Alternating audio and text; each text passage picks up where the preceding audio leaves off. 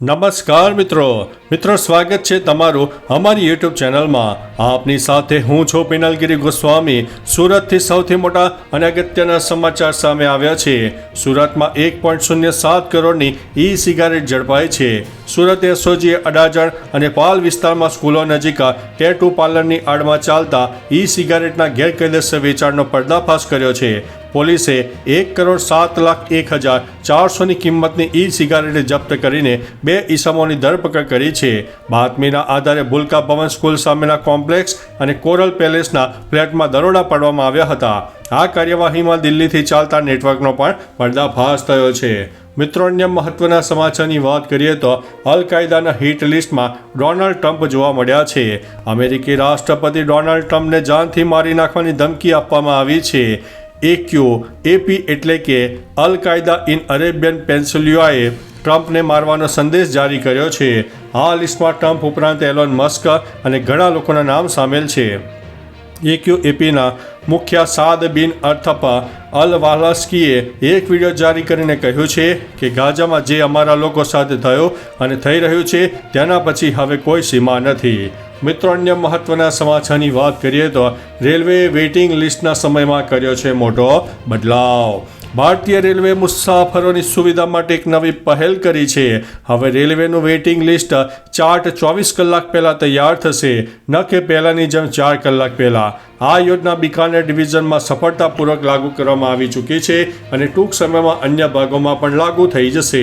રેલવેના જણાવ્યા અનુસાર જો કોઈ મુસાફરને એક દિવસ પહેલાં ટિકિટની જાણ થઈ જાય છે તો તે યાત્રાને લઈને વૈકલ્પિક વ્યવસ્થા કરી શકે છે।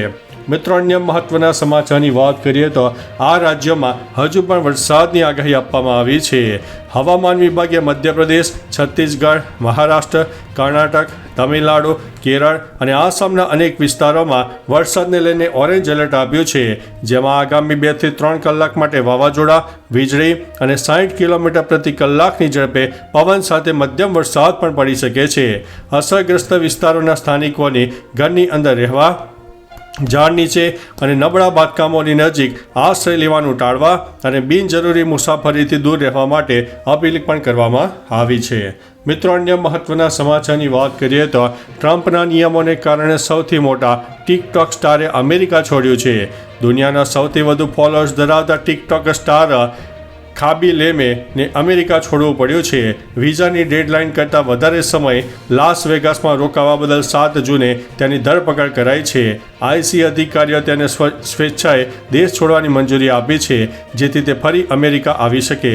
સેનેગલમાં જન્મેલા અને ઇટાલીના નાગરિક ખાબી લેમાં ટિકટોક પર 162 મિલિયનથી વધુ ફોલોઅર્સ છે। મિત્રો, અન્ય મહત્વના સમાચારની વાત કરીએ તો વિશ્વમાં મુસ્લિમ વસ્તી સૌથી ઝડપી વધી છે। પ્યુ રિસર્ચ સેન્ટરના અહેવાલ મુજબ 2010થી 2020 દરમિયાન વૈશ્વિક સ્તરે મુસ્લિમ વસ્તી 21% વધીને 2 બિલિયન થઈ ગઈ છે, જે વૈશ્વિક સરેરાશ વસ્તી વૃદ્ધિ દર 10% બમણો છે। વિશ્વની કુલ વસ્તીના 26% મુસ્લિમો છે। ઉત્તર અમેરિકામાં 52% વૃદ્ધિ નોંધાઈ છે, જ્યારે ઉપસહારા આફ્રિકામાં 34% વૃદ્ધિ જોવા મળી છે। હિન્દુ વસ્તી વૈશ્વિક વસ્તીના 15%થી ઘટીને 14.9% થઈ છે। ધર્માંતરણ, સ્થળાંતરણ અને કુદરતી વૃદ્ધિના આ વધારાના મુખ્ય કારણો માનવામાં આવે છે। મિત્રો, અન્ય મહત્વના સમાચારની વાત કરીએ તો પોરબંદર ચોપાટી પર દુર્ઘટના, એકનું થયું છે મોત। પોરબંદર ચોપાટી પર મંડપ ધરાશાયી થવાની ઘટના બની। આ ઘટના રામાપીરનો મંડપ બાંધતી વખતે બની હતી। મંડપની એક દોરી તૂટી જતાં મંડપ ધરાશાયી થતાં દુર્ઘટના બની। ઘટનામાં એક વ્યક્તિનું મોત થયું છે અને 16 જેટલા લોકો ઘાયલ થયાના સમાચાર છે। ચોપાટી ગ્રાઉન્ડમાં રામાપીરનો મંડપ ધરાશાયી થયો। ઈજાગ્રસ્તોને સારવાર અર્થે હોસ્પિટલ ખસેડવામાં આવ્યા છે। સમગ્ર મામલે પોલીસે હવે તપાસ હાથ ધરી છે। મિત્રો, અન્ય મહત્વના સમાચારની વાત કરીએ તો રથયાત્રા માટે ભક્તિનું કેન્દ્ર છે, ત્યારે હર્ષ સંઘવી એક મોટી વાત પણ સામેલ આવ્યા છે। અમદાવાદમાં ભગવાન જગન્નાથની 148મી રથયાત્રા અષાઢી બીજના દિવસે નીકળશે। આ પહેલાં ગઈકાલે જેઠ સુદ પૂનમના દિવસે જળયાત્રા પણ નીકળી હતી, જેમાં સાબરમતી નદીમાં પાણી લેવા ક્રૂઝનો ઉપયોગ કરાયો હતો।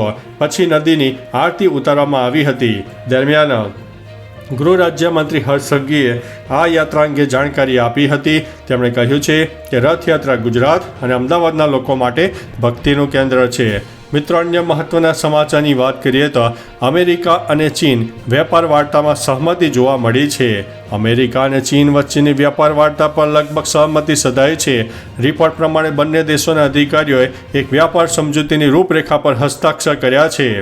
હવે આ સમજૂતીને અંતિમ રૂપ આપવા માટે અમેરિકી રાષ્ટ્રપતિ ડોનાલ્ડ ટ્રમ્પ અને ચીનના રાષ્ટ્રપતિ શી જિનપિંગની મંજૂરીની રાહ જોવાઈ રહી છે. તાજેતરની ફોન પરની વાતચીતથી તણાવ ઘટ્યો છે. મિત્રો, અન્ય મહત્વના સમાચારની વાત કરીએ તો દીપડાનો આતંક, ભય નીચે જીવતા 10,000 લોકો. અમરેલી જિલ્લાના બાબાપુર, વાકિયા અને તરવડા સહિતના ગામોમાં દીપડાનો વધતા જતા હુમલાથી 10,000 લોકો ભયના માહોલ વચ્ચે જીવી રહ્યા છે. સોમવારે વાકિયામાં યુવક પર હુમલો થયો, જ્યારે ધારીમાં દીપડાના હુમલાથી યુવકનું મોત થયું. સ્થાનિકો રાત્રે 10 વાગ્યા પછી ઘરમાં પુરાઈ રહે છે અને વાડીએ મજૂરો પણ આવતા નથી.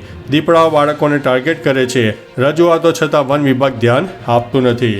મિત્રો, અન્ય મહત્વના સમાચારની વાત કરીએ તો અમેરિકામાં 12 રાજ્યોના 25 શહેરોમાં પ્રદર્શનો જોવા મળ્યા છે.